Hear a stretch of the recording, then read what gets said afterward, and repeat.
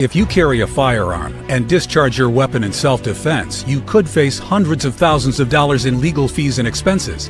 So carry the protection of CCW Safe, Self-Defense Legal Services membership. Upfront payment of all criminal and civil defense costs with no out-of-pocket for members. Unlimited defense budgets, unmatched legal expertise. Carry the same level of support police officers have. Carry CCW Safe, the highest caliber.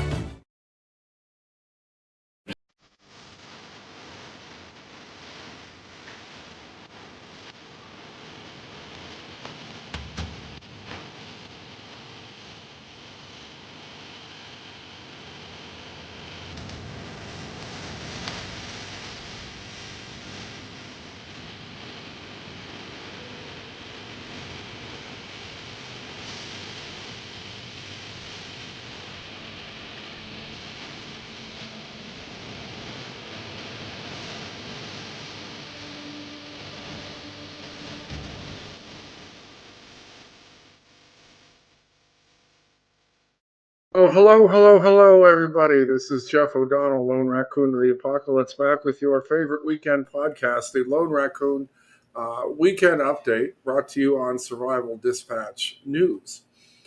A quick programming note, I'm coming back next week on Friday instead of Saturday. I will be on Friday, and it will be a very, very special podcast. We will be discussing Chapter 5 of my documentary, which deals with hacking of our election machines. Those of you who are interested in the whole Dennis Montgomery story will be covered there. I'm hoping to have some real interesting stuff for you then. So that's next Friday at 7. Tell your friends, tell your enemies, tell your dog. All right. I have with me today Raccoon Army Lieutenant General Lynn Lipencot. Yay! How are you doing, Lynn? I'm doing great, Jeff. How are you? I'm doing just fine, thank you.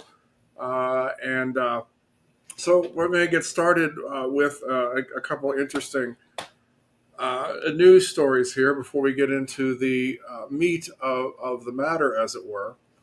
And that is, I'm sure by now you've probably heard about the public cabinet meeting that was broadcast by President Trump and his cabinet that had many, many interesting things. I want to bring attention to some of them that you may not have heard, some things that might surprise you. But to me, here was the big one. Got a long list of things that we're investigating. We have the best of the best going after this. Election integrity being one of them. We have evidence of how these electronic voting systems have been vulnerable to hackers for a very long time and vulnerable to exploitation to manipulate the results of the votes being cast, which further drives forward your mandate to bring about paper ballots across the country so that voters can have faith in the integrity of our elections. And lastly, we've been scanning. I've had over 100 people working around the clock to scan the paper around RFK, Senator Robert F. Kennedy's assassination, as well as Martin Luther King Jr.'s assassination. These have been sitting in boxes in storage for decades. They have never been scanned or seen before. We'll have those ready to release here within the next few days. Well. I don't know if I've heard anything more positive than that in a long time. What do you think, Lynn? I say go Tulsi.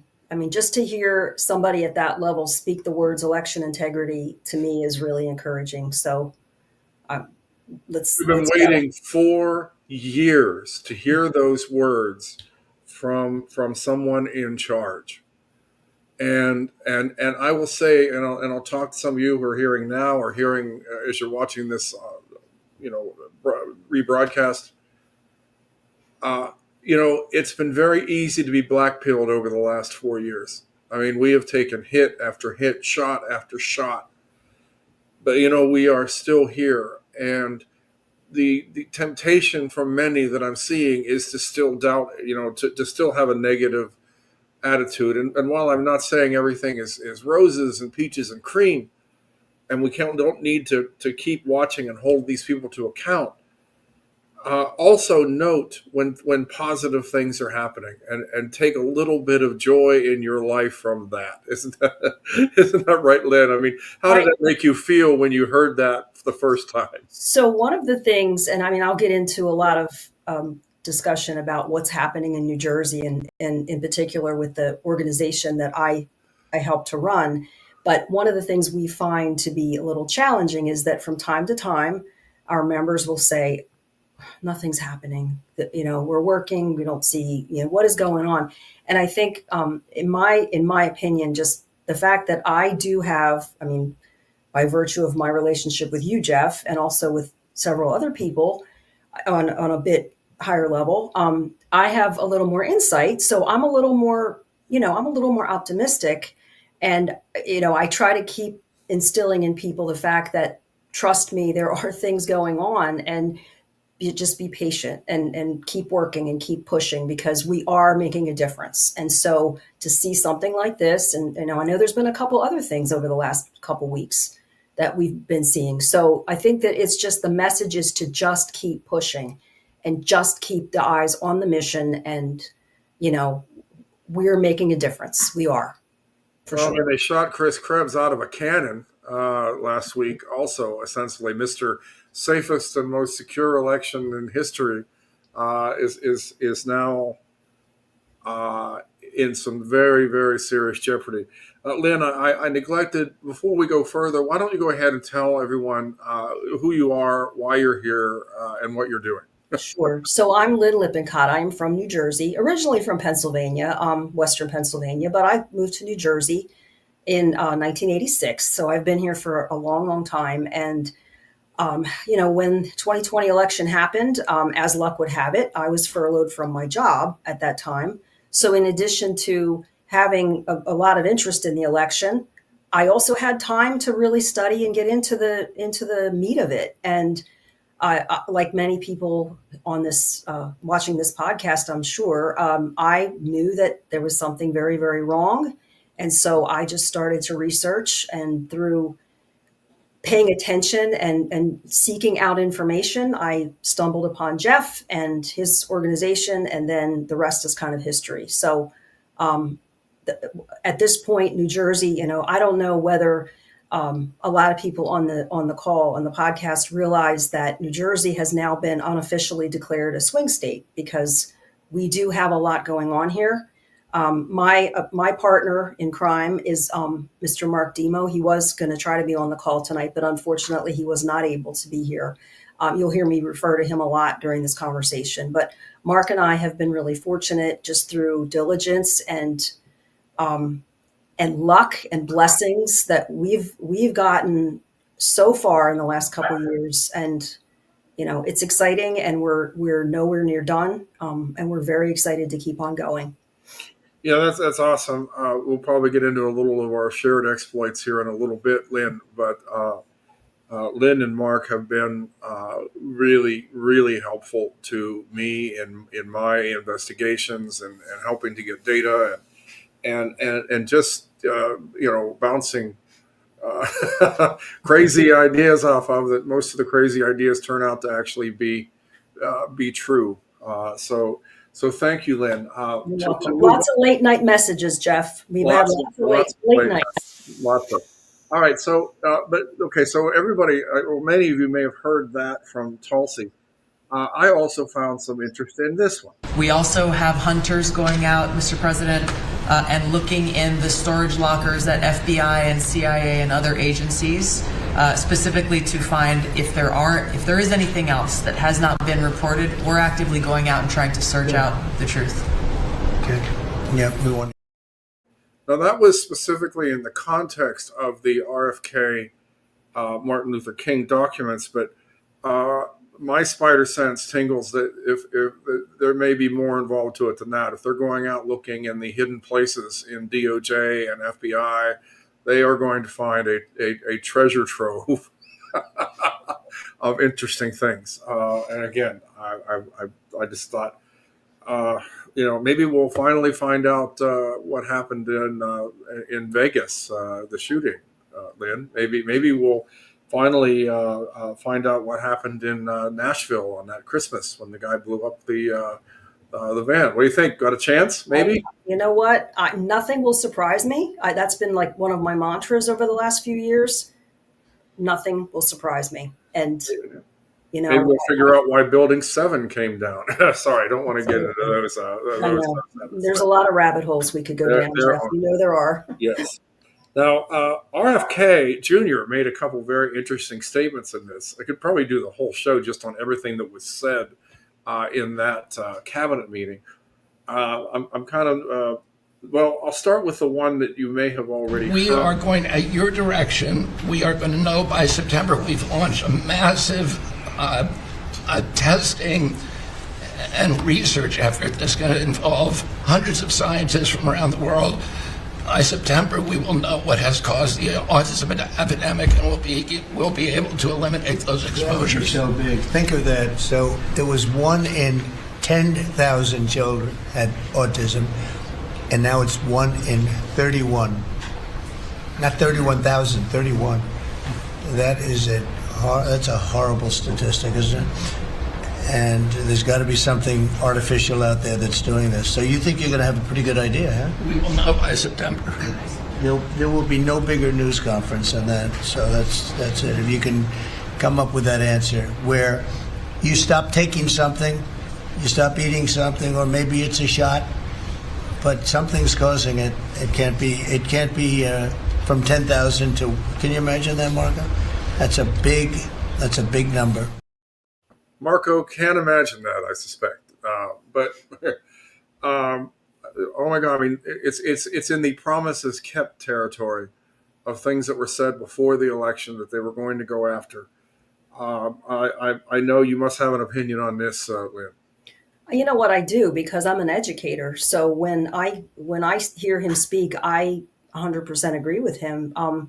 The epidemic of autism has been something that is it's so prevalent now, and of course there's all different levels on the autism spectrum. So some children are far more affected by it than others, but and I don't mean to say that it's necessarily a disability for everyone who's diagnosed with autism, but why in the world would that be happening if there wasn't some outside force or outside influence that would be causing it? So yeah. I think we need to get to the bottom of that. Yeah, as you said, it is a spectrum as they refer to it, and some people are quite functional, others not so much. But this is I think a very tremendous thing, and I made the opinion that many people are saying, how can, after all these years and all this, how can RFK Jr. say we'll have an answer by September?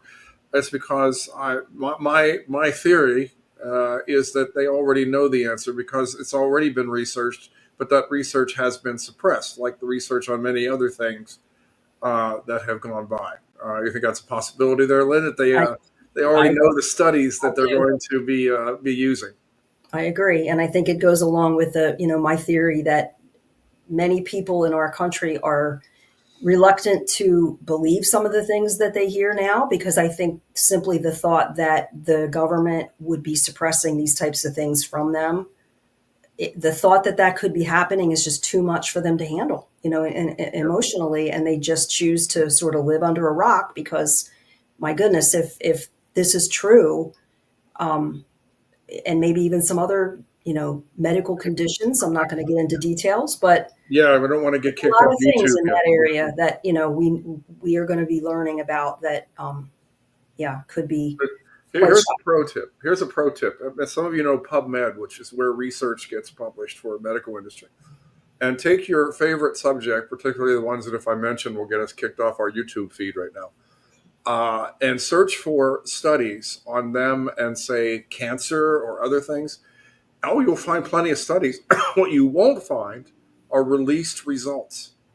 I mean, not a didn't work or worked. There just won't be a result. The fact that the study occurred is published, but the results of that study are not. And I have found quite a few of those in the past looking at that.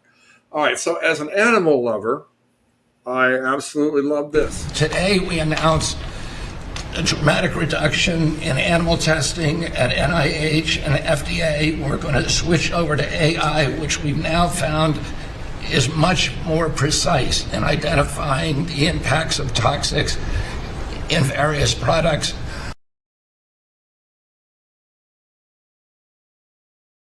Fauci is going to be so disappointed that we're not killing dogs anymore, but to me, that is, it's just more basic humanity. It's doing the right thing.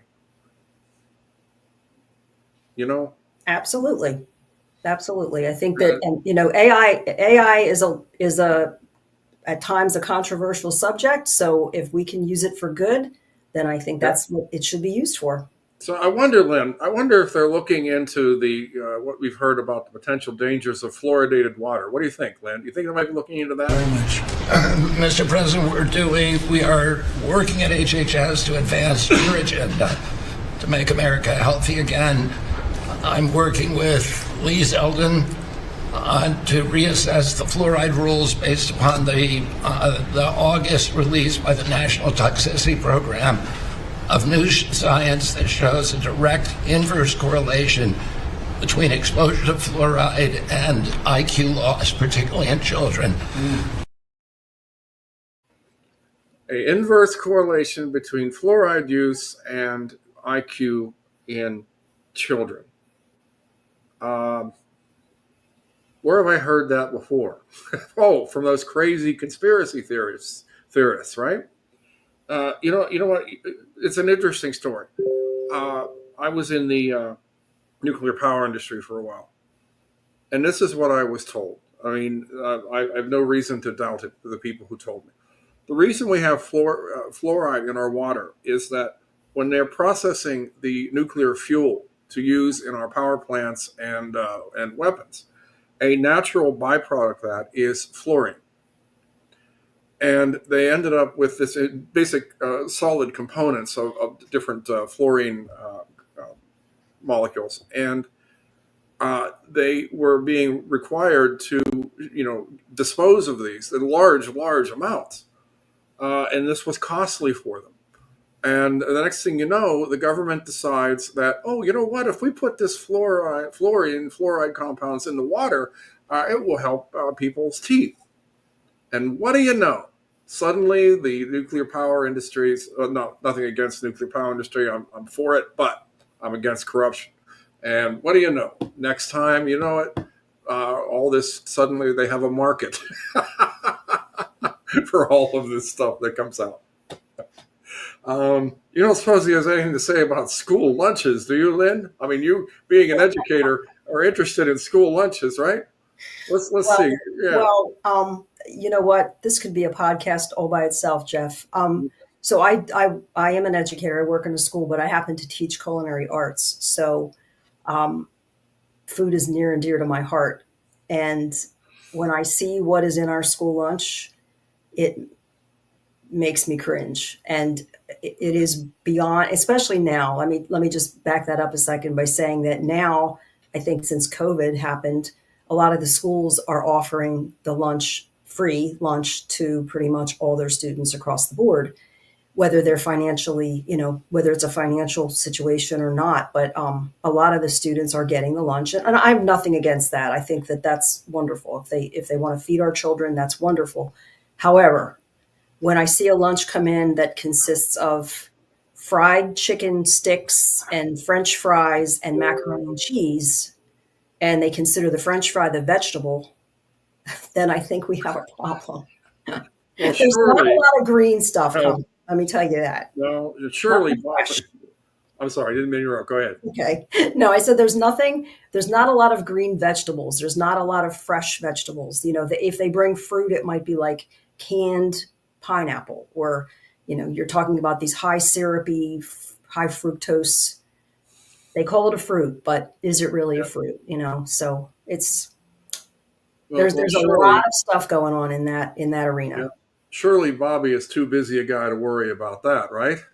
We're working with governors across the country to get good food into the school lunch programs and to get rid of food, chemical dyes, and other bad chemicals that are in our food. We've shown now that this directly affects academic performance, violence in the schools, and mental health, as well as physical health. Well, how about that? So, as I said, I just wanted to point out those little areas. Now, the next thing I want to go back and I want to replay Tulsi's first one, because then I want to follow it up with something. We've got a long list of things that we're investigating. We have the best of the best going after this. Election integrity being one of them. We have evidence of how these electronic voting systems have been vulnerable to hackers for a very long time and vulnerable to exploitation to manipulate the results of the votes being cast, which further drives forward your mandate to bring about paper ballots across the country so that voters can have faith in the integrity of our elections. And lastly, we've been scanning. I've had over 100 people working around the Okay, I can't hear that often enough. Now, compare and contrast that to this article from The Hill on Thursday.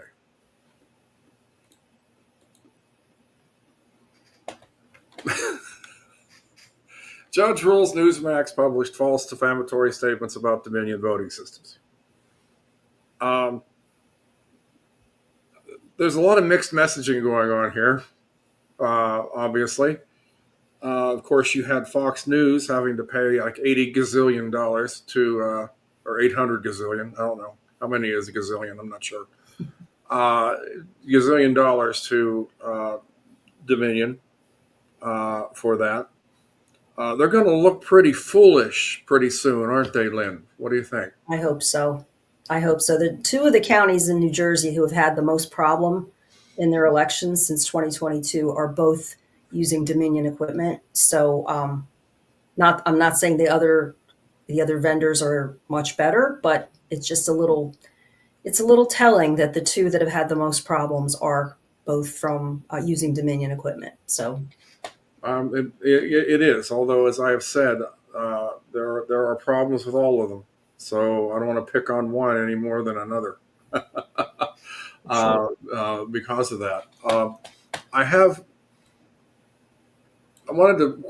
talked last time about the tariffs. I'm going to have to show this on my, hold on one second while I set this up. Well, that didn't work out, did it? Lynn, vamp for a second. about the tariffs, I don't know. No, I'm waiting it out. I'm not panicking. I'm just going to wait it out until things settle, because I believe in President Trump and what he's doing, and I'm going to just roll with it. Well, a guy I trust in a lot of this is a guy who some of you may know from Shark Tank, Kevin O'Leary. What happens also known as Mr. Wonderful. I found it interesting what he said the other day about these tariffs, and maybe some people can take some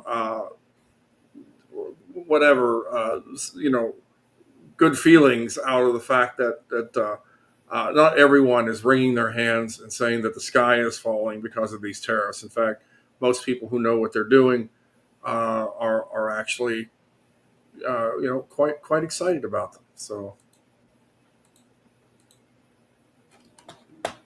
1 second. We go into a full-scale trade war.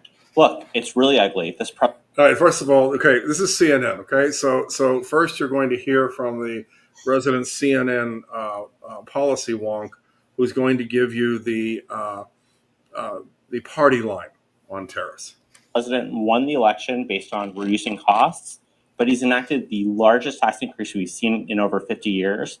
And you know who's going to pay the price? Americans shopping at Walmart, Americans shopping at Costco.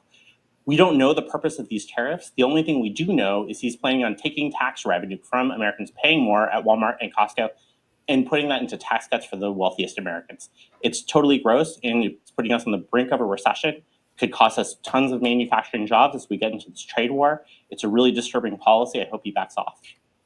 First of all, if he has no idea what's up or what the reason for tariffs are. That simply means he didn't pay attention in college, assuming he went. But Kevin, he said there's a lot of deals that they're literally kissing his ass was the phrase he used, very eloquently. Where are the deals? 104% tariffs on China are not enough. I'm advocating 400%. I do business in China. They don't play by the rules. They've been in the WTO for decades. They have never abided by any of the rules they agreed to when they came in for decades. They cheat, they steal IP. I can't litigate in their courts. They take product, technology, they steal it, they manufacture it, and sell it back here. Never has an administration. 400% tariffs? What would that look like? Xi on an airplane to Washington to level the playing field. It's just not about tariffs anymore. Nobody has taken on China yet, not the Europeans, no administration for decades. As someone who actually does business there, I've had enough. I speak for millions of Americans who have IP that have been stolen by the Chinese. I have nothing against the Chinese people. They brought great literacy, art, and tech to the world. The government cheats and steals, and finally, an administration, you may not like Trump, you may not like his style or his rhetoric, finally, an administration that puts up and says enough. 400% tariffs tomorrow morning. Let's get back on the stage there. Wow, I hadn't seen that clip. Yeah. I don't watch CNN, so. Well, That's somebody probably- I do it for you, so you're welcome. No, not very often, but I tend to seek out what people like O'Leary have to say about things, and he puts everything in context. We are headed, if we are not very, very careful and very, very lucky, we are headed for a war with China within the next year, 5 years, 10 years, whatever. And I don't mean a trade war. I mean a bang, bang, shooty gun war. What we're seeing now is attempting to control that situation. I would agree. And I think that a lot of people are like the first gentleman who spoke in that clip. I don't know what his name was, but I didn't care, so I didn't make note of it. They don't even understand what they're talking about. But that's what the media will pick up. I mean, I've seen some posts on social media now too that they're so misleading and they're so not true. And yet there they are, there's no one censoring them. So, what does that tell you about the whole topic? And they're all the same. The messaging is almost completely practically the same because, of course, they all come from the same source. So it's not totally surprising that happens. But there you go. Someone said if I watched CNN, I'd have to be thrown in a nervous hospice or something like that. Yeah, I'm close. I'm close, people. A nervous hospital. There we go. All right, there it is. Archangels 716. If you guys have any questions, by the way, as we go here for Lynn or me, I'm trying to keep track of the comments that are coming in. I have the lovely and talented Mama Raccoon also trying to keep her eye on the chat for me. So please, if you have questions, put them right in there and I'll get to as many as I possibly can. All right, so now we're on to the main meat of our podcast, which I called the Battle of New Jersey. And I really do feel that it is. I think the first blue Eastern Wall state that can fall is New Jersey. And if New Jersey can fall, there's no reason why New York can't, for instance, when you look at it.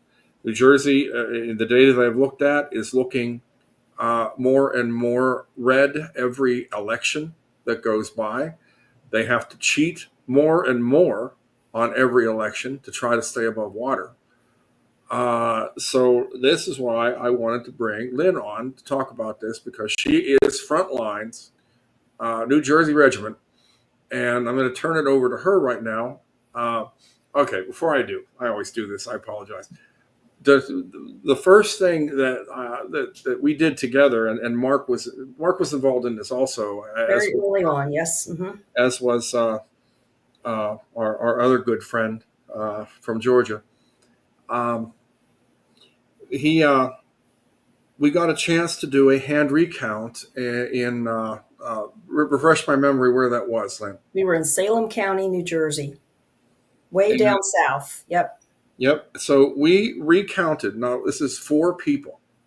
4 people recounted the entire county in about 3 hours. It was just a couple hours? Well, we just did one municipality, but it was about I don't know, 700 and I don't remember exactly how many ballots, but I think we did it in about an hour.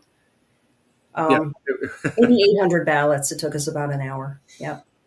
I think it was a very good example of how a precinct can easily hand count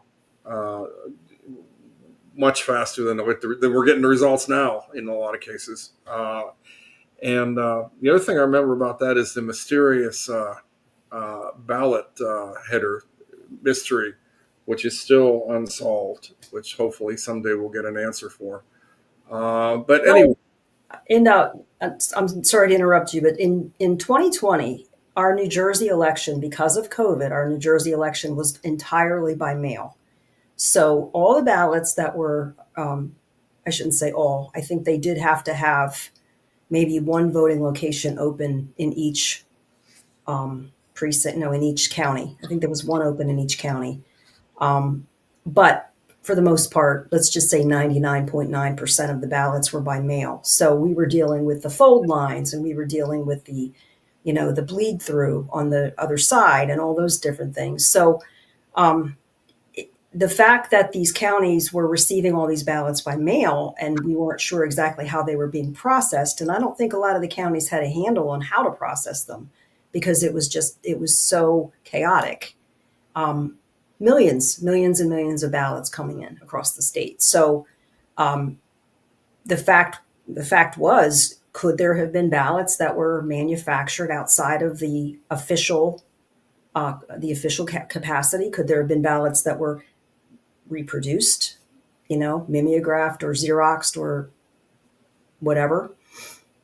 We don't know. But we were able to look at them, which was interesting because we found during a lot of research, one of the things New Jersey has going for us, believe it or not, we have a very, very generous public records request policy in New Jersey, and we were able to get a lot of records when we request them. So right after the 2020 election, one of the things I did with Jeff was I was requesting the cast vote records and other various election records through all 21 counties. And one of the other things we got were ballot images. So we were able to do audits of ballot images.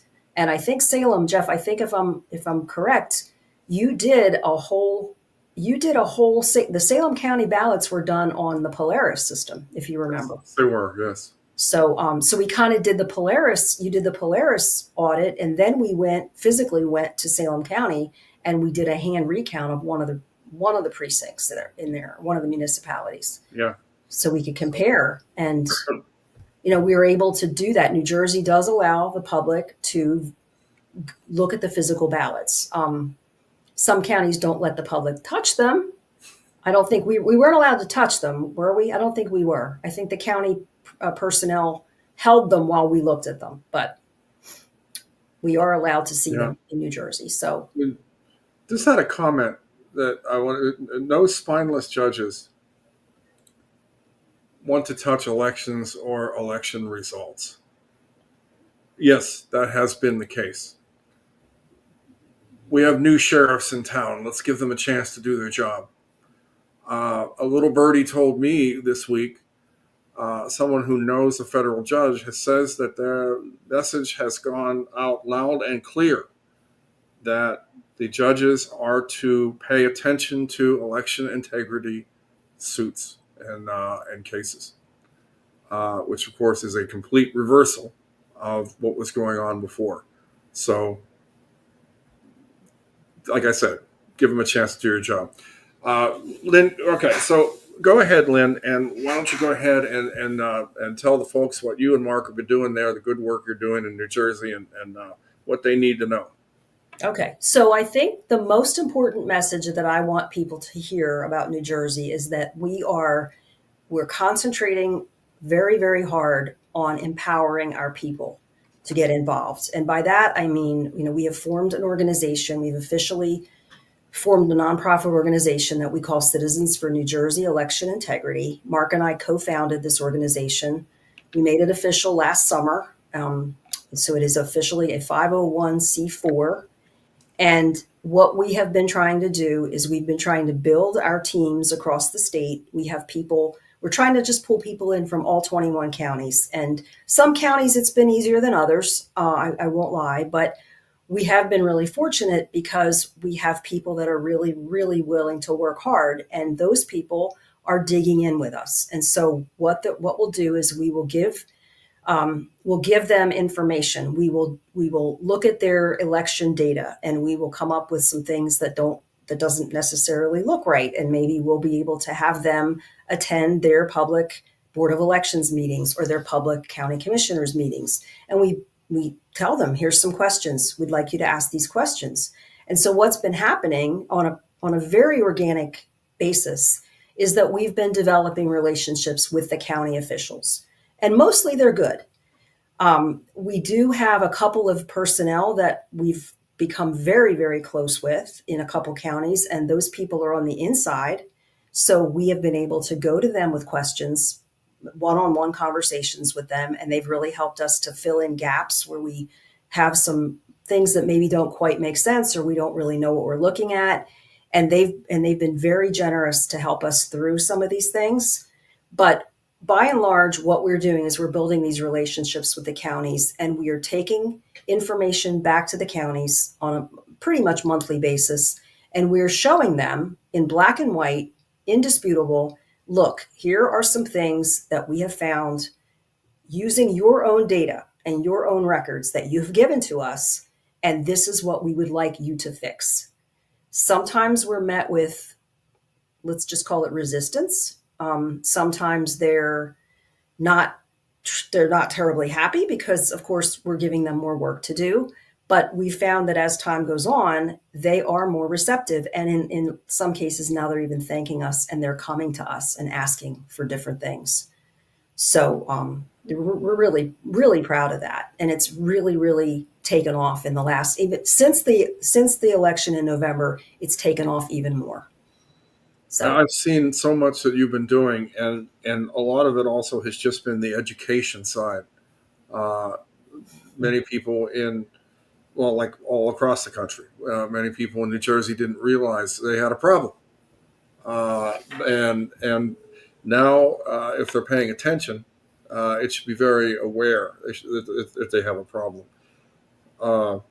Did you have any particular comments about November in New Jersey? Now, I asked that because as I was watching the results come in real time, it took a long time for New Jersey to turn blue. New Jersey was red on that map for longer than I would have expected it to be. Do you think that is an indication that New Jersey came out a little stronger than we were expected for 100%? President? Yes, 100%. I mean, there were some problems. Don't get me wrong. One of the things we did, our organization did, we were focusing a lot on having eyes on the process, right? So this is what we do. We conducted a couple of poll challenger trainings leading up to the election. Poll challengers in New Jersey are the same as poll watchers. It sounds a little more intimidating because the word challenge seems like, you're there to make trouble, but that's not what a poll challenger does. We did some training sessions. We're very, very fortunate that we have an attorney, a constitutional attorney by the name of Dana Weaver. She works with our organization, and she donated her time to do 3 poll challenger trainings. So we put a little over 200 people through this training, and then we had them assigned all over the state. So there were a lot more eyes watching what was happening. And we were also connected with the Republican, what they called the War Room, which was being manned and run by the team that was Curtis Bashaw's campaign, which he was our Senate candidate in 2024. So I was actually a poll challenger for Curtis Bashaw in the election. I was what they call a county at-large challenger. So I could go all over the county where I live. And just the things that we saw, the things that we heard were going on. I'll tell you that what. were being addressed in real time. And it really was incredible that we were able to help with that and learn so much from that. So moving forward, we are going to be doing more of that, and probably for every election moving forward. Yeah, that's and that's why I do think that it is possible that I mean, to be perfectly honest, I think that you still had too much of a percentage of mail-in votes this time to potentially win. For those of you who don't know what I'm talking about, who maybe never heard me before, mail-in votes, bad, very, very bad for right now for Republicans, and then that's the way it is. So can I tell a quick little story, Jeff, of something that came about this past November in my county, my home county? So my county has the highest percentage of mail-in ballots of any county in the state of New Jersey. We're right around 30%. And this is like people who have signed up to be a mail-in voter for the rest of their life, right? So one of the things we did, our organization did, was we studied different sources of data that we have access to, and we came up with voters that we felt were possibly not legitimate voters. And by that, I mean voters that we felt were registered out of illegal addresses, vacant addresses, post office boxes, county jails, the list goes on, right? And we found quite a number of these voters. And then what we did right before the election, about a month before, we started filing what's called challenges to each county. And we said, we would like to challenge these mail-in voters. My county, where I live, I sent them an email with an Excel spreadsheet attached. And I have a very good relationship with my county board of elections. So, we're on a first name basis. I said, this is the list of people. I want you to take a look at these voters because I don't think that they're eligible to vote by mail. And the answer I got back from them was, we don't know what to do with these because nobody's ever done this before. And so I said, well, then that's a problem because we have over 30% vote by mail. And what are you going to do about this moving forward? So just about a month ago, I had a conversation with one of the commissioners in my board of elections, and he said to me that they're in the process of waiting on a budget to be approved for the coming year. And I believe that happened possibly last month or maybe this month, but it won't really be approved until July. They are looking to hire two people in my county. They always hire a Democrat and a Republican, but they're looking to hire two people in my county whose job it will be to do nothing but investigate the vote by mail list. In other words, are these people all legitimate? Are they all eligible to receive a ballot? They'll be monitoring the mail, whether things come back as returned as undeliverable, things like that. So it doesn't eliminate vote by mail, but it does place another level of scrutiny in between the vote by mail and the actual ballot getting counted, and maybe it shouldn't be counted. It's all about the scrutiny. I mean, it's all about the chain of custody. It's all about, is that person really the person who mailed that ballot in? And in so many cases, it just isn't. And that's why, it's just no excuse, as I call it, no excuse mail-in balloting. That wasn't even a thing in most states before COVID. Now suddenly becomes, oh, that's just normal now. We're obviously gonna do it that way. Yeah, it's all about convenience. That's what they say. It's about convenience, and my answer to that is convenience for whom? Yeah, that's well put. All right, so what do you have coming up election-wise in New Jersey that people should be concerned about? Well, thanks for asking, Jeff. As a matter of fact, we have a governor's election coming up. Oh, really? And I'm going to tell you that as important as our presidential election was for this country, this governor's election is just as important for my state. And we are really working hard to change it over to red because we have been under the rule of Governor Phil Murphy for 8 years. And I mean, going back to COVID and even prior to that, I would need hours and hours to explain all the things that this man has done to try to destroy New Jersey. It's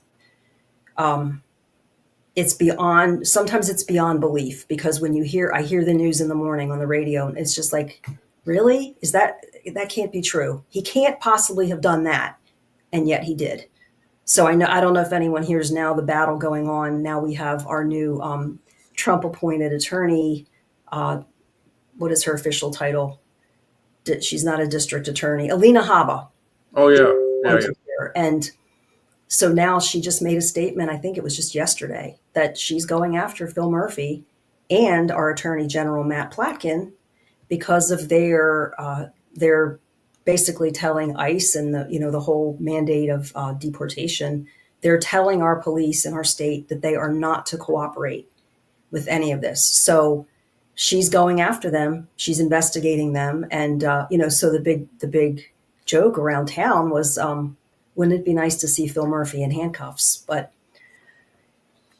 that being said, here comes our next, our election is coming up in November. We have a primary on June 10th. Our mail-in ballots they're going to start going out, I think, April 21st, something like that, right after Easter. So the campaign has been fast and furious. We have a huge field of candidates on both sides.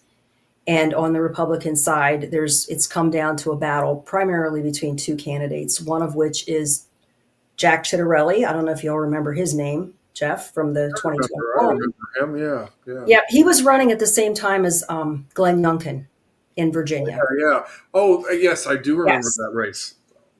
I tracked that race that night. Yes. Yes. So Jack Ciattarelli is one of our front runners, and still the same old Jack. He hasn't changed too much, except now he is saying that he loves President Trump. Back then, he was a huge, he was not a Trump fan at all, and didn't seek any type of support from President Trump, which is probably one of the reasons why he did so badly in the election. But when we look at all the other candidates, there's another man who comes to the top, and his name is Bill Spadea. He's a grassroots person, amazing man. Like I've had several conversations with him. Although our voter integrity organization is nonpartisan officially, everyone who belongs to our organization pretty much is like-minded. And by that, I mean, we're all pretty conservative people. So my personal pick for the next governor is Bill Spadea. So I'm going to say on record that I personally am going to endorse Bill Spadea in the governor's race in 2025. So what, anybody that's in New Jersey, or has a friend or family in New Jersey, if they look up this Stadia, is the name again? It's Spadea. It's Spadea, it's SPEDEA. Okay. Oh, sorry, SPADEA. So it would behoove them to try to help get him. I was going to ask you how important the primary was, and you already answered. It's incredibly important. You don't need another rhino. No. In there. I've been trying to look up some information here about him, but nevertheless. I mean, the field, like I said, the field is large. I think the Democrats currently have maybe 6 candidates, like strong candidates on their side. We have at least 4 on the Republican side. A couple have dropped out. But the field is wide open. There's so many, and it's just so incredibly important to get a conservative person in the office, and someone who's willing to support Donald Trump and his initiatives, because I fear that my state is in big trouble if we elect another progressive like Phil Murphy. I really do. And what's happening in your state House and Senate? Well, all the Assembly and Senate seats are up on the ticket this election as well. We are completely controlled by Democrats. I know that there is a lot of there are a lot of candidates running in the race, in all the races across the state. I don't know how do I say this?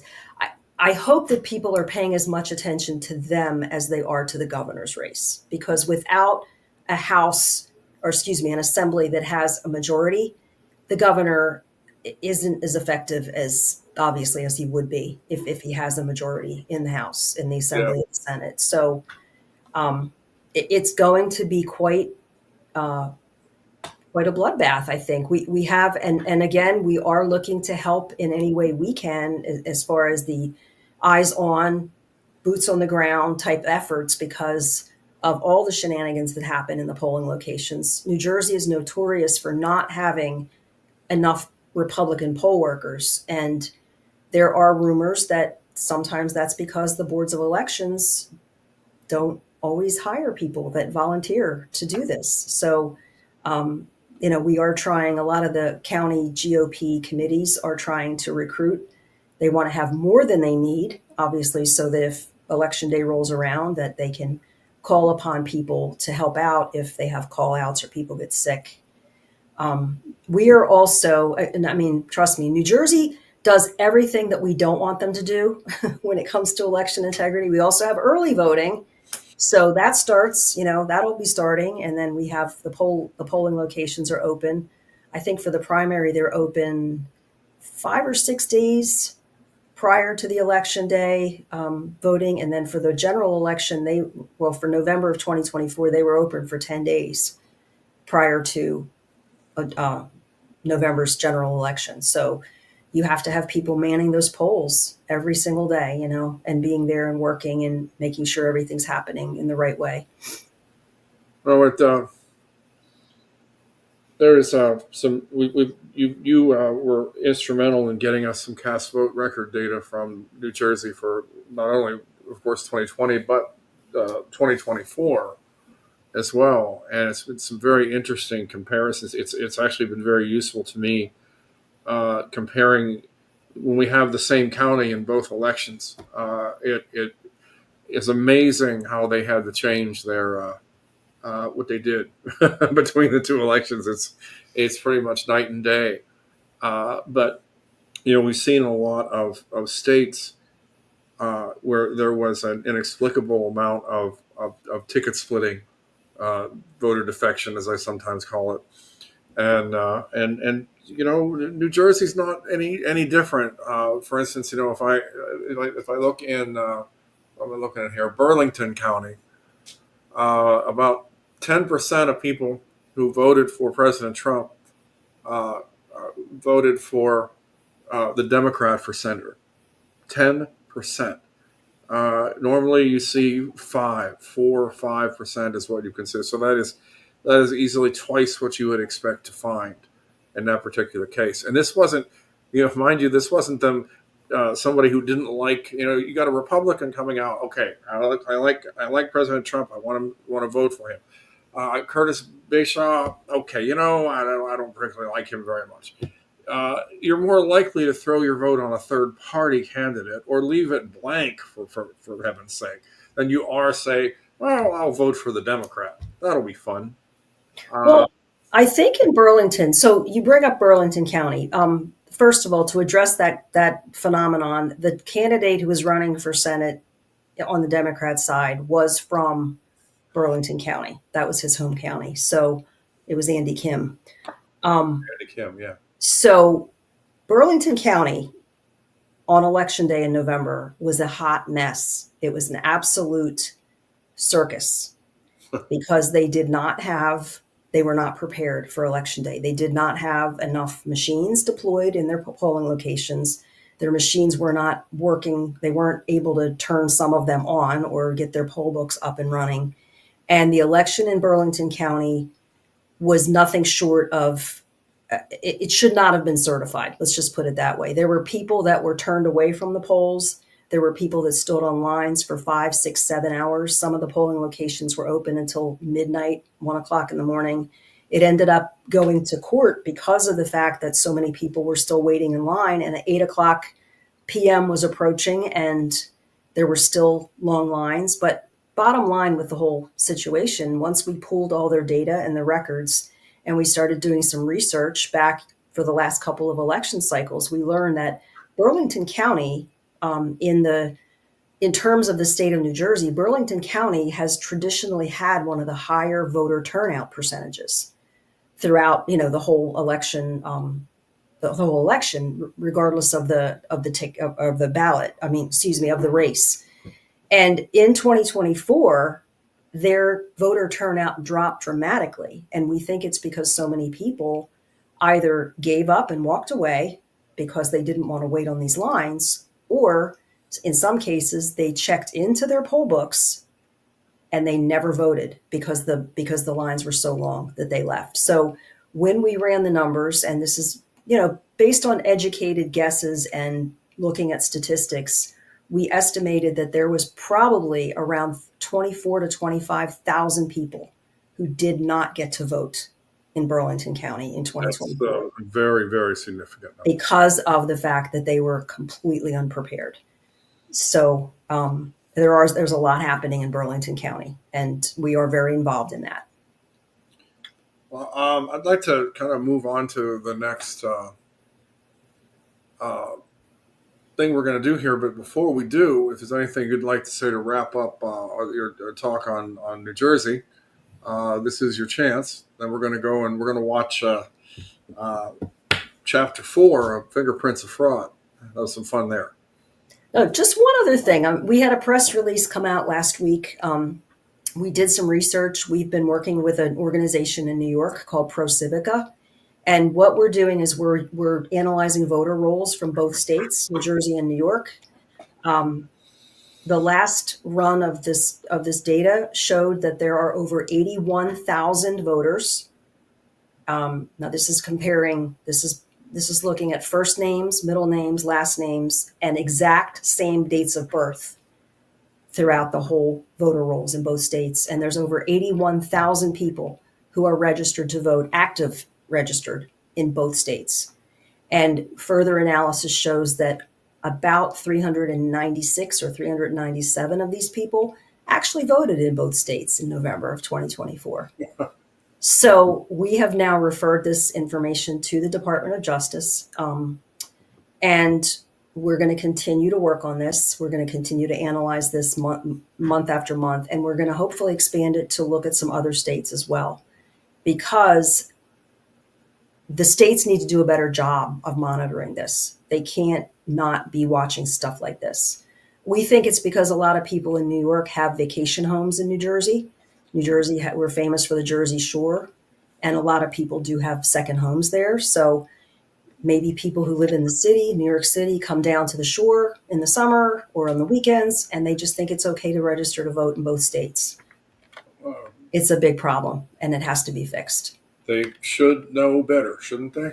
You would think, but so that's just something else we've got eyes on in the last recent months. And like I said, we're just going to keep on going. We have a very clear vision of what we want to accomplish, and with the means of doing that, we're looking to put ballot initiatives on our ballots to get voter ID in New Jersey, which we don't have. We have several attorneys that work with us. We're very fortunate that we have attorneys who will actually stand up with us and fight for these things. I know a lot of people around the country probably can't believe that, but we are very fortunate in that regard. So keep your eyes on New Jersey. Yeah, keep your eyes on New Jersey. We kind of painted a dour picture a little bit, but it was so much worse. And these things can turn in one single election, and we have seen that happen before in other states, and I will hope we'll do that. All right, take a quick break from our sponsor, Hunter Sensing Sunglasses, and then we're going to get back to Chapter 4 of Fingerprints of Fraud, the movie. Sound bites ready for publication. America is a nation that can be defined in a single word. I was in the foothills of the Himalayas. America is a nation that can be defined in a single word. Hunter is the smartest man I have ever known. The foothills of the Himalayas. Don't take the risk of your conscience forcing you to report on or investigate a Biden crime you accidentally witness. Invest in Hunter Sensing sunglasses today. Isn't it nice that we're all past that era now? Can't quite let go of some of that. I just love the one word quote from Biden. Anyway, so we've been going through the 7-part documentary Fingerprints of Fraud, which can be found and watched for free at fingerprintsoffraudthemovie.com. And kind of talking about it as we go. This has now been a year since I released this, and a couple things I may stop in the middle, and let you know what we found out since that time. This is about our election night reporting, so I hope you all enjoy.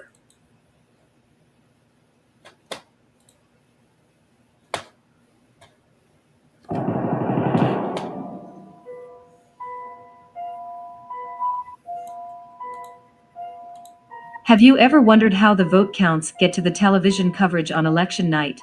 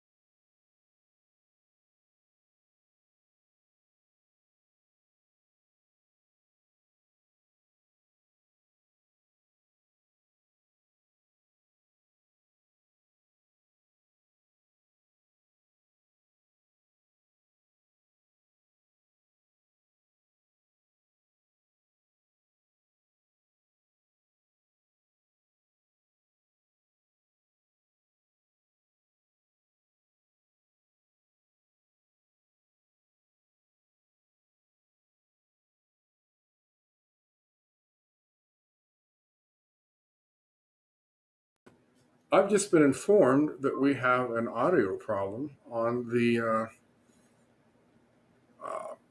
video, which is something that never happened before. Give me one moment here and see if there's something that I can do about that.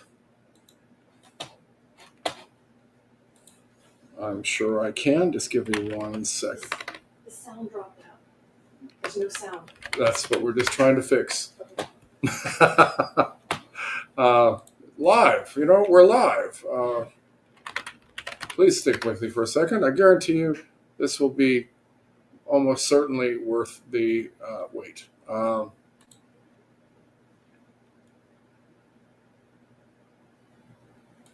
See this black box right here? Well, I'm going to show you something right now. That. All right, so I'm playing it from a different source right now.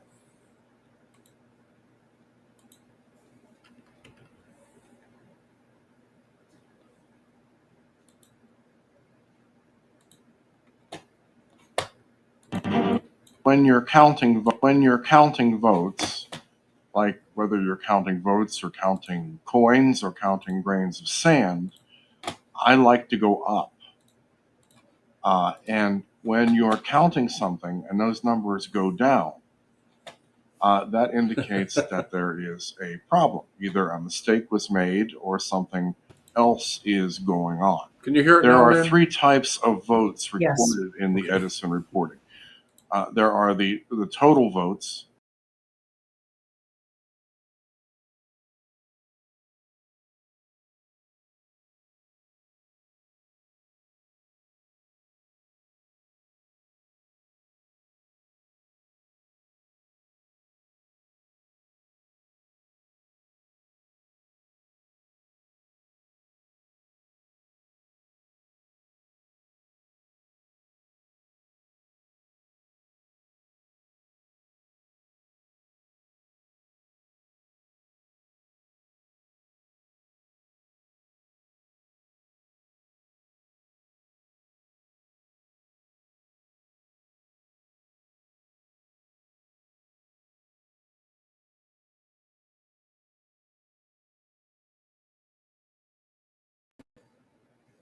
So I understand the audio dropped out again. Lynn, that's not true. The audio is. Yes, it seems like as soon as you remove the two of us from the feed, the audio stops. So maybe we See have if to it start starts again. Someone who really doesn't know how to type doing the Now it's typing. on. I really don't think that's the case. Or you have something else at play. Jeff created some informative videos to try to spread word of the significance of the numbers changing in the wrong directions. According to the data reported by Edison Research and the New York Times website, the following is a reenactment of the total vote count during 2020 election in Philadelphia County, Pennsylvania, a process that took 22 days.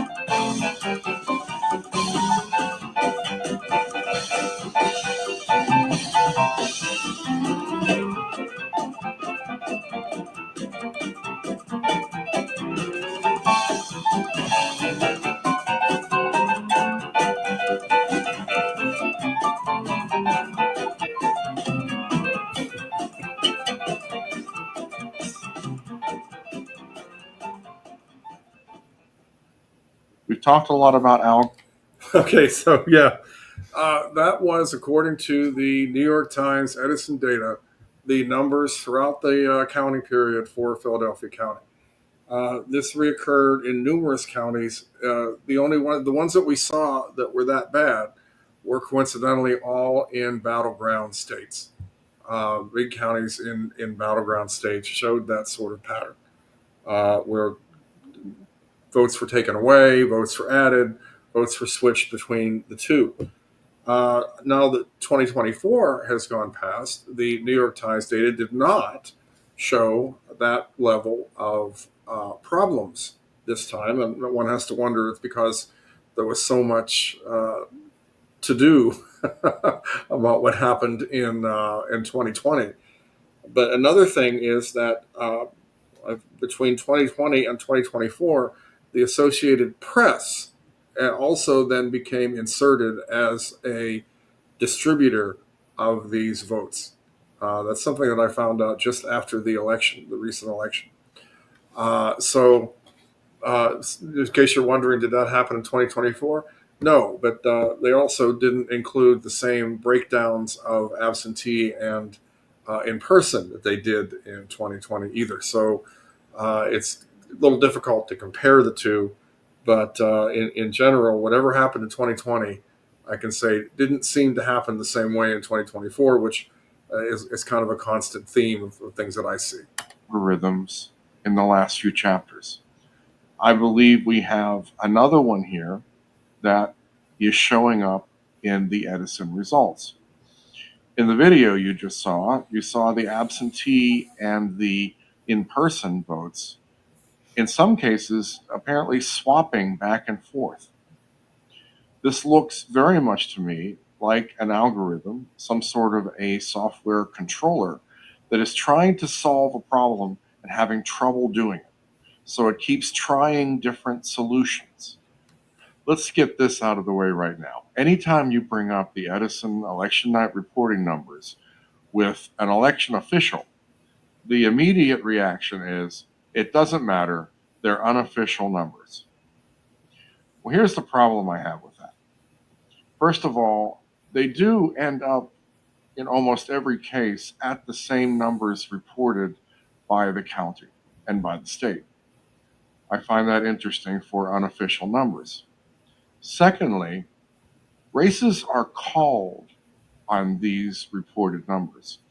Also, think about this. These numbers that are released in the evening on the East Coast are, in a lot of cases, seen by people on the West Coast and in the central part of our country who in some cases haven't voted yet.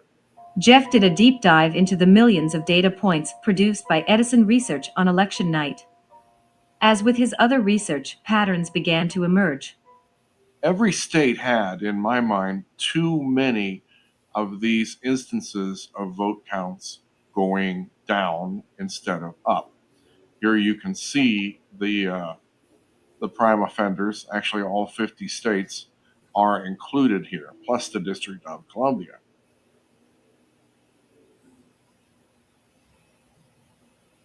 In 4 states, there are a high number of instances of the vote count going down. Those 4 states are North Carolina, Michigan, Pennsylvania, and Georgia.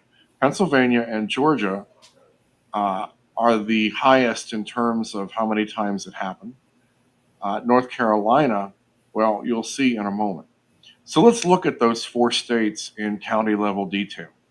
In all these cases, any of the counties that are colored in, usually in yellow, had, in my mind, way too many instances of votes going down during the night. Let's look at Georgia, and you'll see that only 1 county did not have too many of those instances. Let's look at Pennsylvania, kind of seeing the same thing there. Now let's have a look at North Carolina. Yes, you are seeing correctly. I judge every single county in North Carolina to have too many instances of the vote counts going down. The last one I want to look at is Michigan.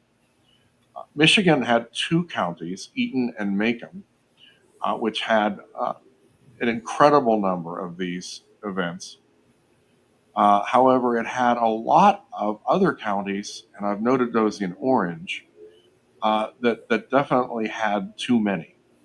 Far less than the 2 counties I mentioned, but still way too many.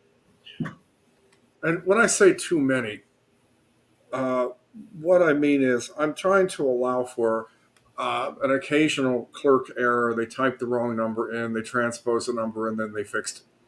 When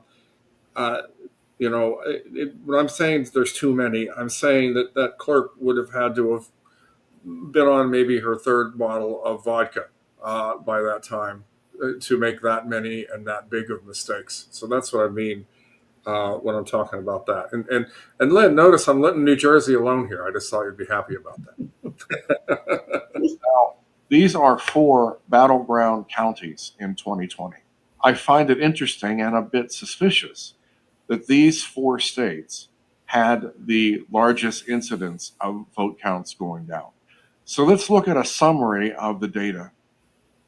And you can see that it is not a small problem. I find it interesting that when the various third-party companies that could have had a hand in the 2020 election fraud are discussed, Edison research rarely comes up. But it looks to me like Edison almost had to have foreknowledge of what was going on and might have actually been part of the control mechanism. I say that because you can see in so many counties the election day and absentee votes showing that pattern of a controller that is trying to find a solution. Why is it trying to find a solution there at Edison? Well, Edison is the only place that every single vote passes through. In 2020, I now need to make a reference, since in 2024, that evidently the Associated Press took some of that load. In an election. 2020 is not the only election which shows problems with the Edison data.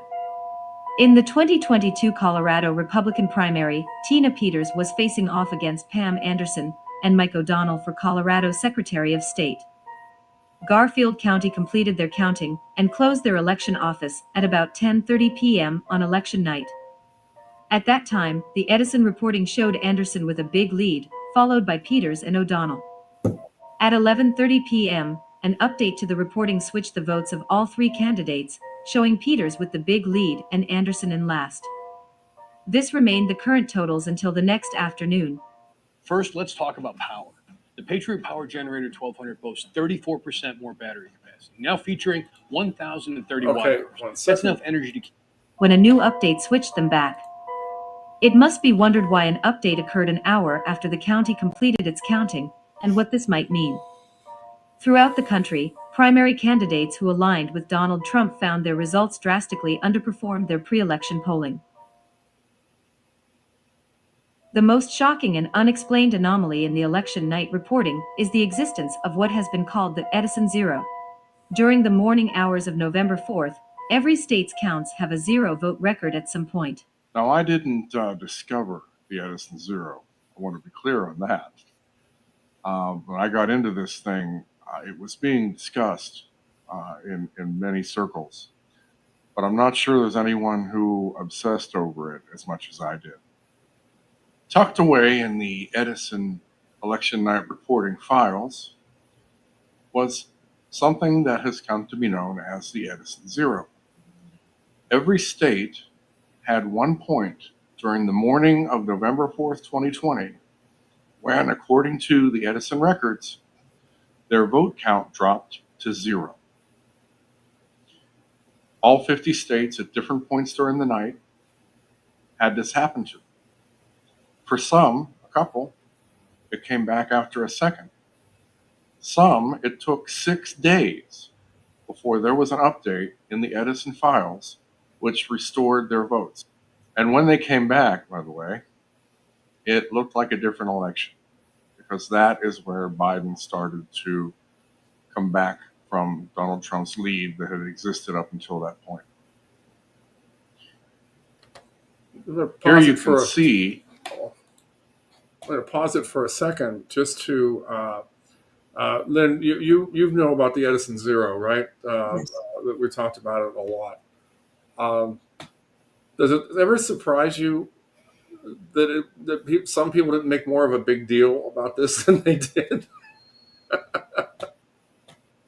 No, I mean, one of the things, I don't know if I've ever asked you this question, but did the Edison Zero coincide with the states when they were stopping their counting at all? Yes. Yeah. Well, yes. I mean, we can't get the exact dates and times. I believe we tried, but in general, they were in. They happened in that same time period between 4 a.m. in one places and other places. It was wild and nonsense monkey business was going on all over the country, in Georgia and in Wisconsin and Michigan and all this other stuff. That's when this began.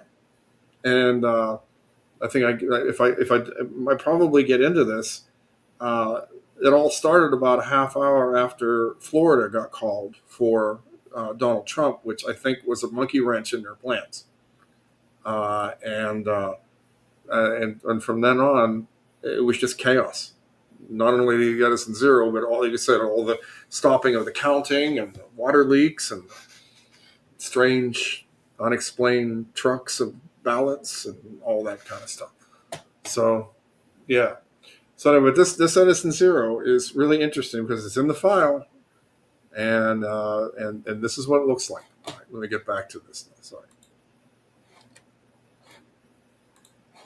Here you can see the timeline of the night, and the blue bars are the vote counts, just the raw vote counts for the presidential race in these states. And you will see that one by one, they all go back to zero for a while. Some of them haven't come back by the time this chart is finished.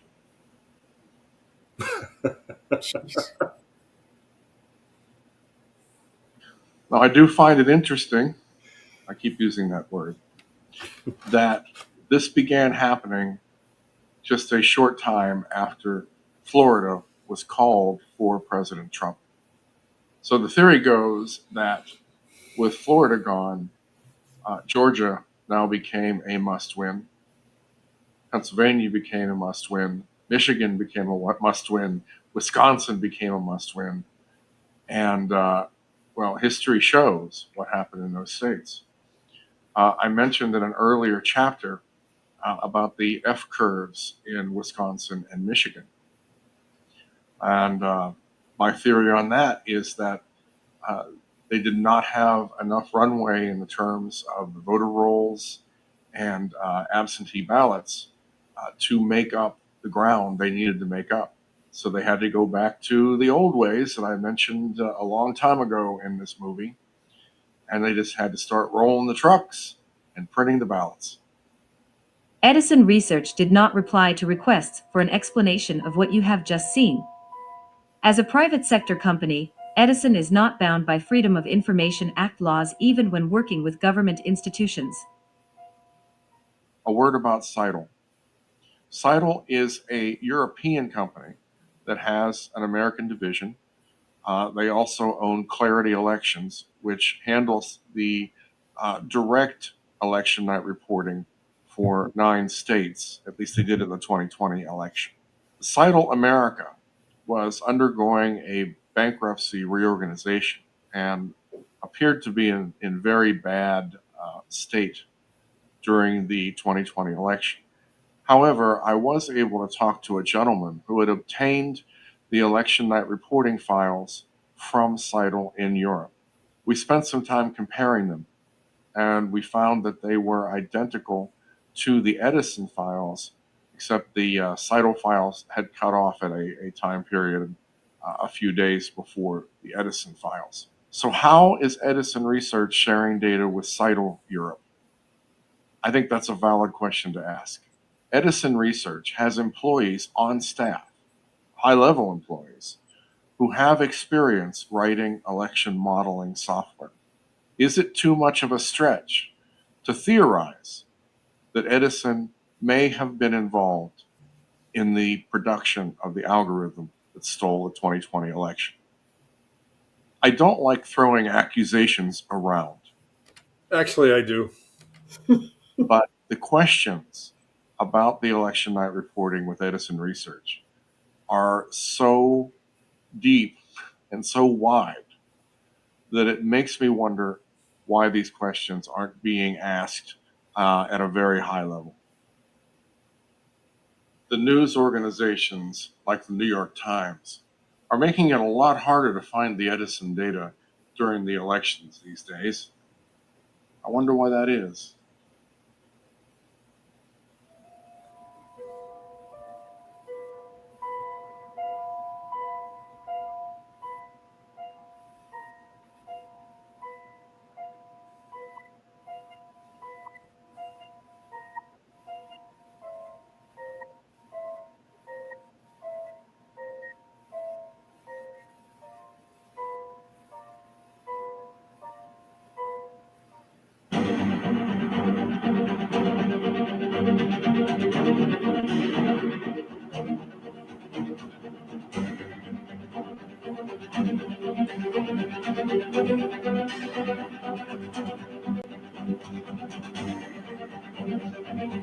Dennis Montgomery was right, you know.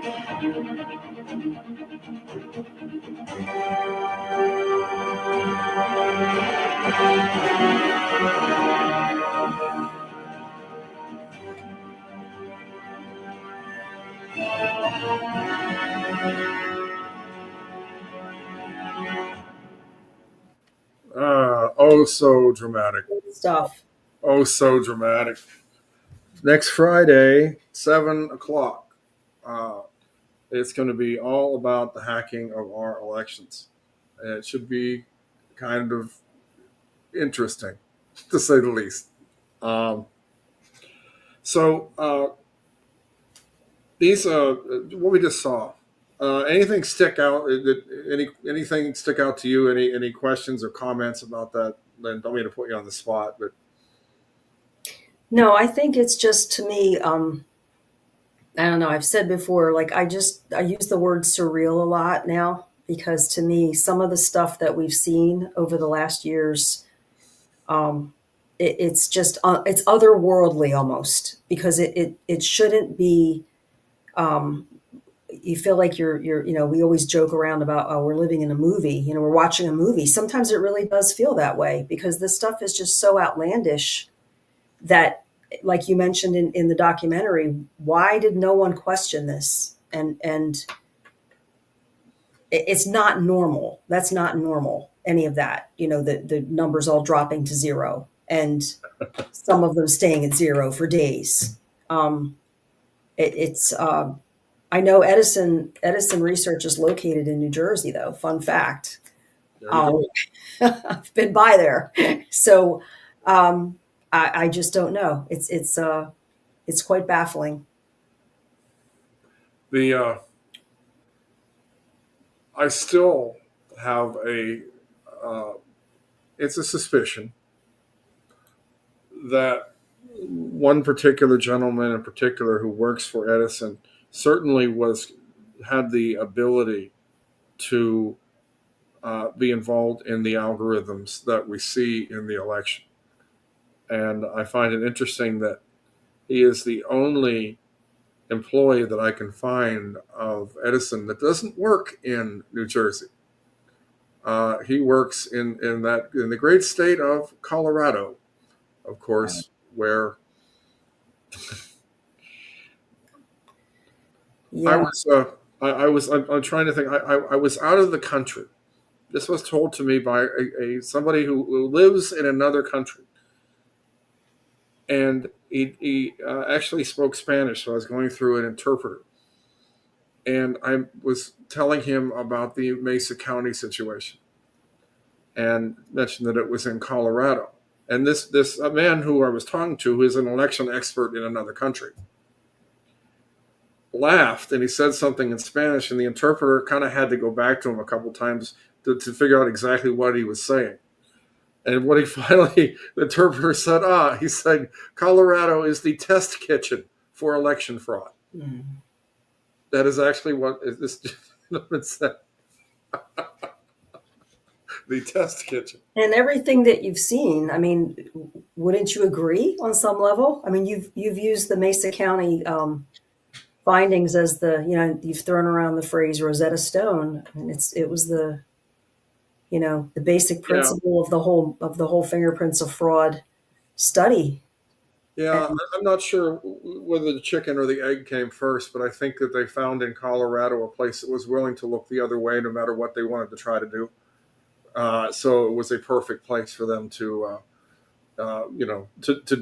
roll out their new ideas. You say that brings up something that kind of rolls through my mind every now and then, because like I said earlier, nothing surprises me anymore.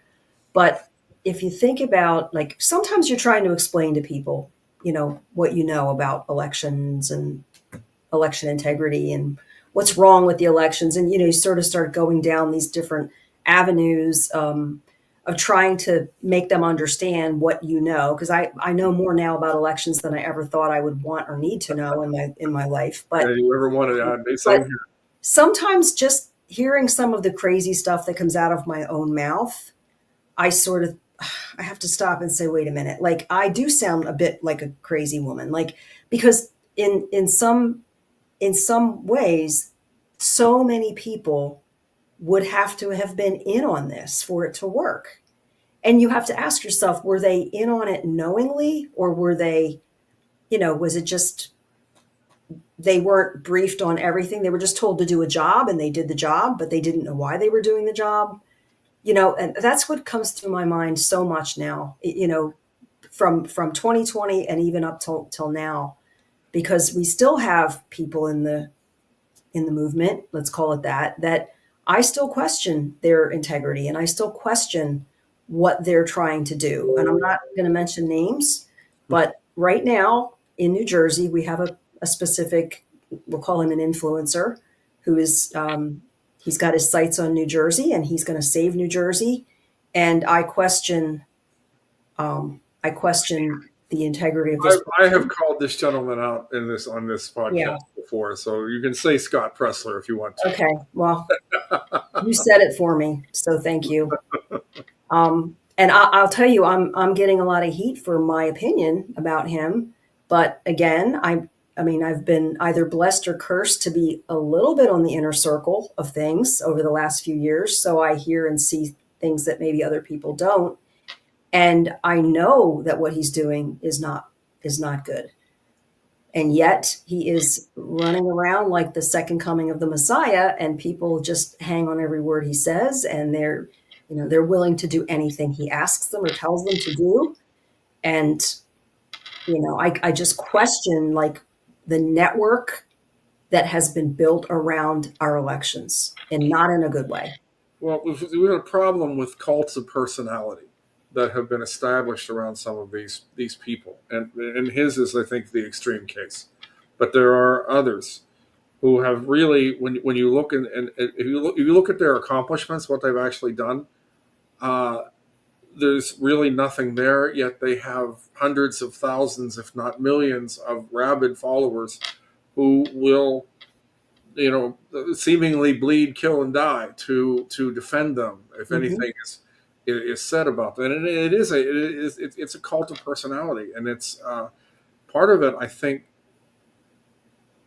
comes from the fact that we were all so beaten down by what happened after 2020 that anyone who told us what we wanted to hear, people flocked to. Yeah, you clung to it. And I mean, I know the one thing, I know Jeff, you and I spoke earlier, but one of the first things that Scott did when he decided to save New Jersey was he came out and he said, publicly said, I've just spent thousands of dollars to get the voter rolls from the state of New Jersey.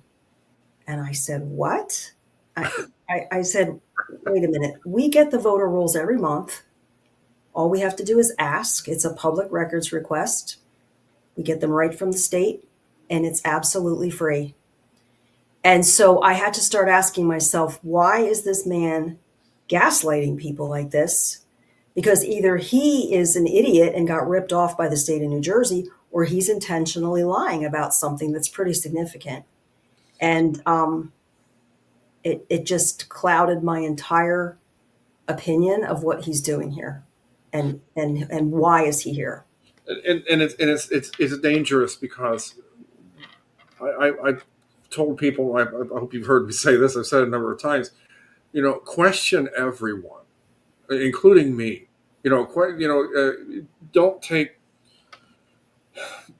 Don't assume anyone is perfect. Don't assume that what anybody says is 100% correct until you've, had to look at it yourself compared to what other people are saying. The normal things we do as rational, functioning humans with anything.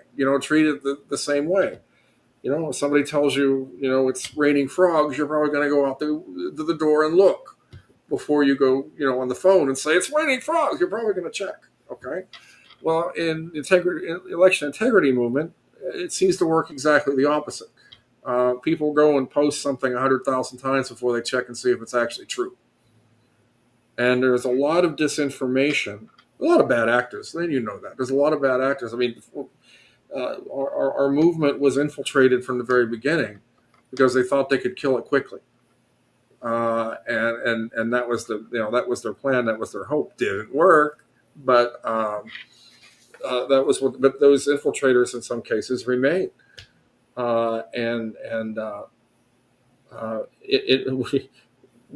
have all had a lot more sleep over the last 4 years if it wasn't for some of these people,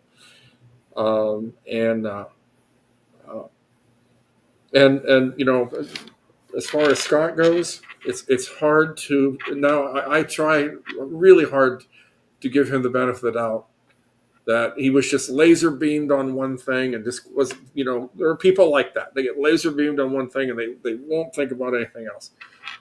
But now, the more that I find out, the more that he's told other people, the more that, statements that he's made, he seems like he's on a mission to me. He knows exactly what he's doing, and it ain't good. And I would love to have him right here on here. Here we go. I'll have him right here in this podcast. I will let him talk for 10 minutes or 15 minutes uninterrupted. as long as he will answer my questions. But he won't. Well, that's the problem. There's no discussion about any of this, and the denial that there is a problem with the elections, the denial that there is, fraud or some It's sort a kick in the of face. propriety happening. He will not have that discussion, and it's just a kick in the head of the people who have worked so hard. I mean, the movement, as it were, when he popped in seemingly out of nowhere, accepted him, helped him out, talked about him, and he won't give that same consideration to anybody else, and it's something. I don't know where it's headed, but it's headed somewhere because it's not sustainable the way it is now. Because it's got to come to a head, especially with. Hold on. I got one more time. I have to. You ready, Lynn? You ready? Got a long list of things that we're investigating. We have the best of the best going after this. Election integrity being one of them. We have evidence of how these electronic voting systems have been vulnerable to hackers for a very long time. And vulnerable to exploitation to manipulate the results of the votes being cast, which further drives forward your mandate to bring about paper ballots across the country so that voters can have faith in the integrity of our elections. And lastly, we've been... I'm going to try to get so that my phone wakes me up to that every morning. I think that's my new ringtone. I like the part where she says we have the best of the best going after this. I like that part the best because I like to think maybe I'm not the best of the best because we're not there yet.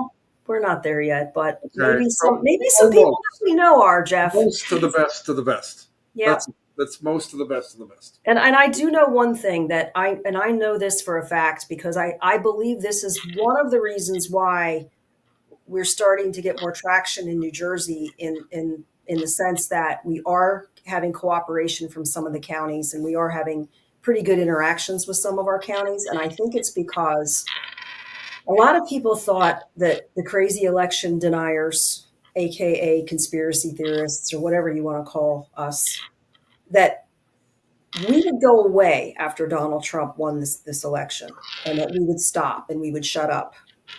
And what they didn't realize is that they're not even close because we're just getting started.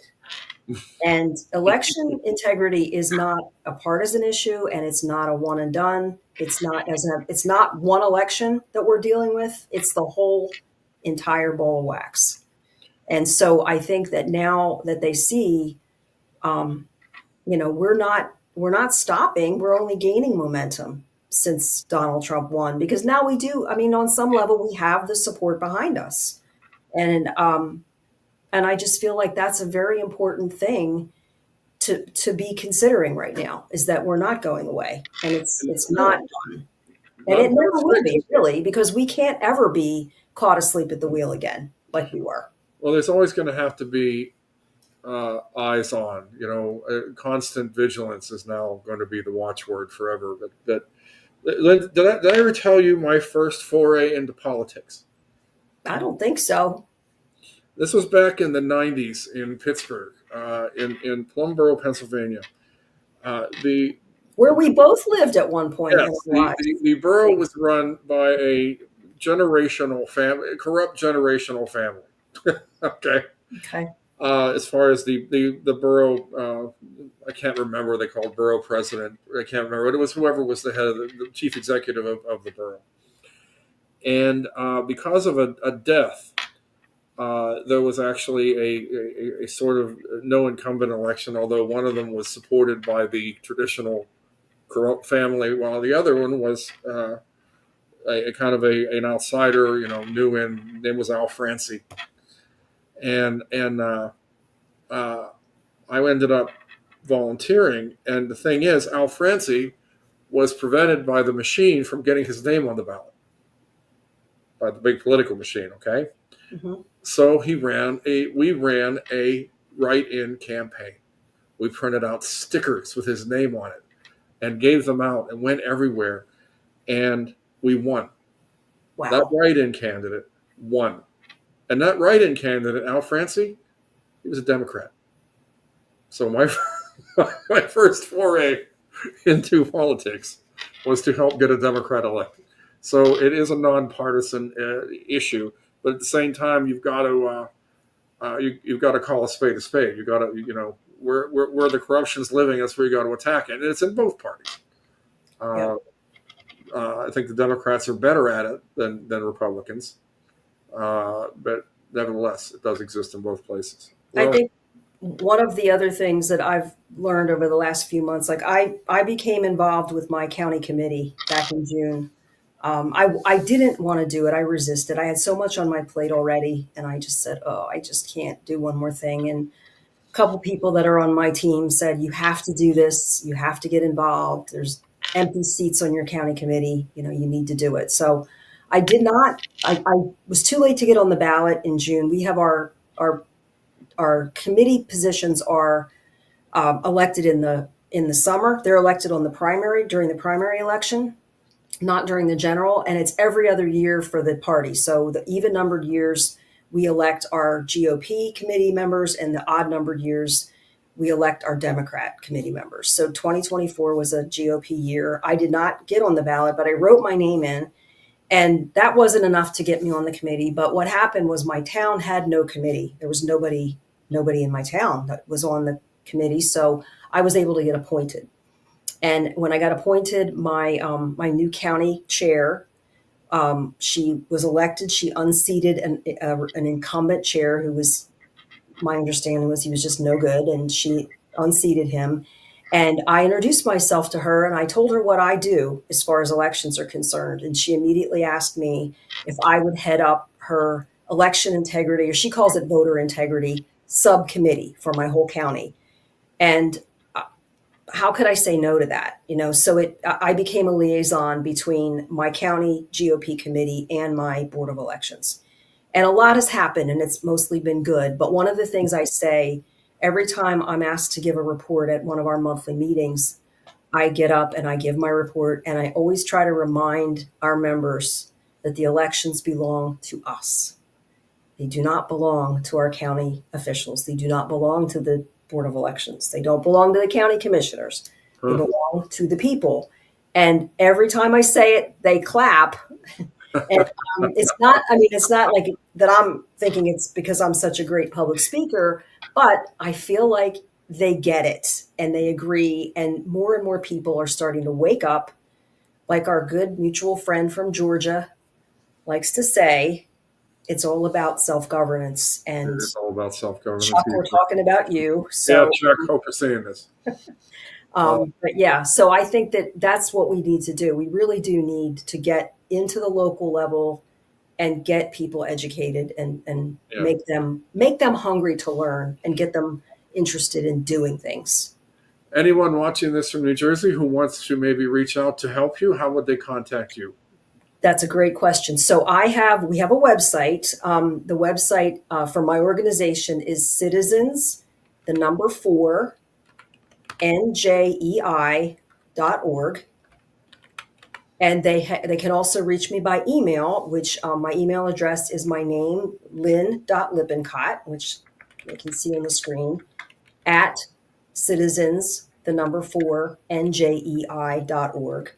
I'm also on Telegram with you, Jeff, of course, part of the Raccoon Army. And I can be reached on, I also have an account on X, and my handle on X is at Lynn for New Jersey. Lynn, 4, NJ. All right. I do hope that if there's anyone here from New Jersey, I do hope you reach out, if no other reason, just to introduce yourself, because we always love to talk to people and just get a feel for, we want to get a feel for what you want to know, and we want to figure out a way to teach people about the elections. All right, that's awesome. Please reach out to her. Lynn, thank you so much for being here to talk about this. It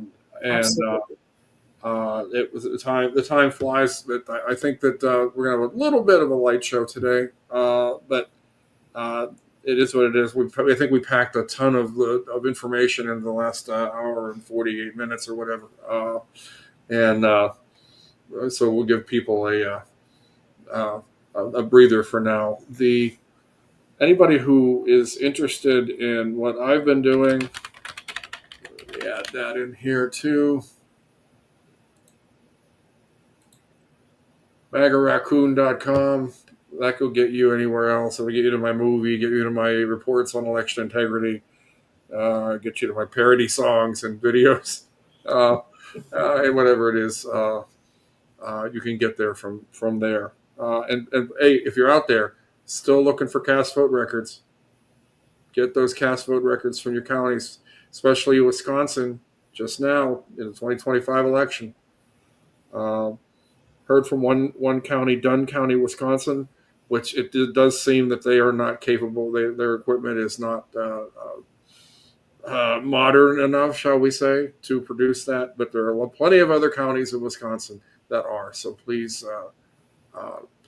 do that and get those here, because we need to figure out what happened in Wisconsin, and absolutely, I think it's going to be very important.